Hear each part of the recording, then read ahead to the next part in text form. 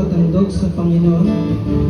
Panginoon, maraming salamat po sa iyong mga salita na hinatid ng aming pastor. Panginoon, salamat po sa mga mensahe na aming napakinggan. May sa puso at may sa buhay po sana namin ito. Maging tulad po sana kami ni Mary, may una ka namin sa lahat ng bagay, sa lahat ng gagawin namin sa buhay namin, Panginoon.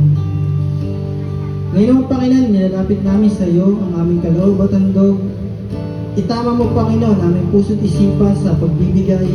Pagpalain niyo po ang lahat ng magbibigay para sa iyo, Lord. Pagpalain niyo sila sa pamilya, sa trabaho, sa eskwelahan, sa negosyo, at kahit nasan man sila, Panginoon. Patuloy mo kaming gamitin na instrumento dito sa simbahan, Panginoon.